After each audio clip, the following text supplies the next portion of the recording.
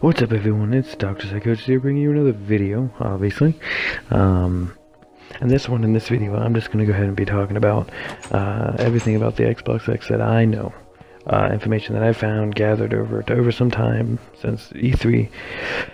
And watching some other people's interviews with Phil Spencer and whatnot, I found this one interview that was an hour long, where he talked about, Phil Spencer talked about some of the stuff that we were going to be seeing with the Xbox X. He did mention that with Xbox X, developers get to choose if they want to have their game set to 4K, 60 frames. He's not going to force anyone to do that, and I think honestly that's going to be the best choice to make in that regard, because not every developer, and that's the thing here, guys, the fact that we do need developers. Not a lot of people are developing for the Xbox. I see all these developers over there on Sony's side. They got all these exclusive companies, they got all these exclusive games, they're getting all these really cool looking games, and Xbox not so much. Now that's partly due to the fact that Xbox is very hard to develop for. And Microsoft has actually turned that around with the Xbox X. They've actually made it very easy. They've also linked their Windows Store with the Xbox Store. That happened a while ago. Of course, everyone's aware of this.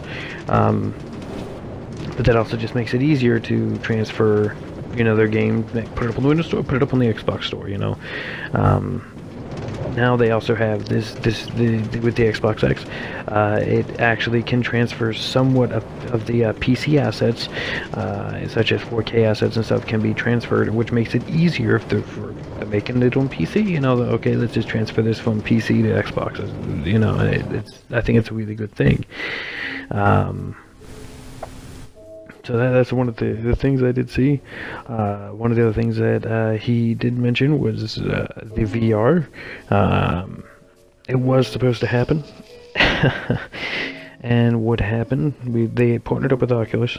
And everyone probably, if they remember from, I think it was just last year's E3, and I want to say it was last year's E3 that they announced a partnership with Oculus. So I was like, okay, we're gonna get VR on the Xbox X. That was the plan, and it fell through. It fell through because Oculus got sued by someone else claiming that they owned the company or whatever, So I don't really know the outcome of that lawsuit.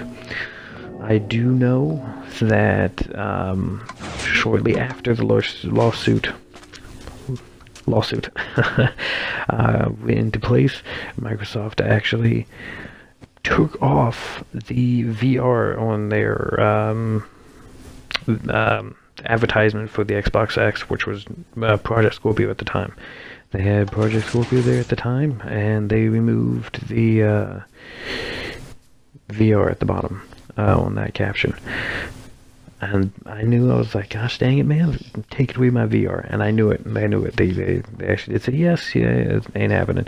When they asked Phil Spencer, I wish I could remember who was the person that interviewed him.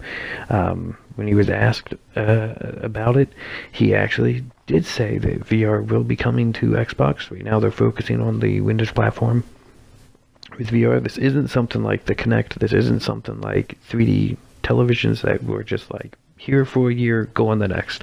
VR is sticking around, and that's my personal opinion on that. It's sticking around, and even Phil Spencer actually did confirm the same kind of opinion that I have, saying that it's not going anywhere. It's something that's sticking around. So he did actually say that it will be coming to Xbox in the at least next 3 years. So 3 years from now, he's hoping that we have a wireless VR headset. It's one of the reasons why he doesn't want to bring it over to console. He thinks that is too restricting with wires, and I would have to tend to agree. I've never used a VR headset with wires. I only have the Samsung Gear VR with my phone, And I gotta say, it is the most immersive experience that I've ever experienced with anything. And I don't even get to play like full-fledged games or anything on it, and it's not a high-quality VR headset either, you know. So I could just imagine like getting one for the Xbox, or even Sony's VR is probably very good. And I wanted to get it. I didn't want to put out the 500 for it because I was confident that Microsoft's coming out with one, and they didn't. So I may end up picking up one. I don't know. We'll see.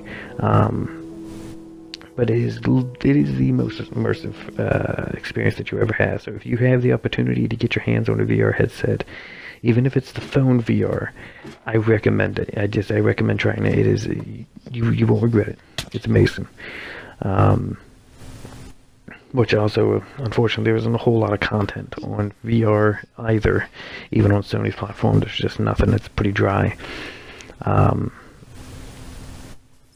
do know that Microsoft did develop computers that were basically, I think, designed around making VR content. If you saw their conferences that they did have, they designed this really big computer screen for developers where they can basically use it as like a drawing board to make 3D worlds and stuff in it for VR. And so that way developers have an easier way of controlling that, bringing that to life, and having that. So I think that's pretty cool that Microsoft did something like that to help developers out. But yeah, that was from what I saw. I'm trying to think if there was any other information I saw. He did mention as well the Minecraft crossplay. The door's open for PlayStation. I think PlayStation should hop on the opportunity. I personally have nothing against PlayStation. You know, they're part of the gaming industry. They're an important part of the gaming industry, just like Nintendo. For me personally, I like my Xbox better. Yeah, it's just the console I've always played on since I was young. I got a PlayStation 2, you know, and went off from there. But the Xbox has always stood out to me as the console to play on. And the One, it's not been as good. I would say. I have a PS4 as well, but the Xbox One just did. It's just not as powerful as the PlayStation 4. It just has a little bit more power, than, you know, but it's just enough to make like the UI one better, apps one better on it. If I want to watch YouTube, I can watch it in 60 frames per second over there. I can't watch YouTube in 60 frames over on the Xbox. But the Xbox X, it's gonna blow that out of the water. So I'm excited for that.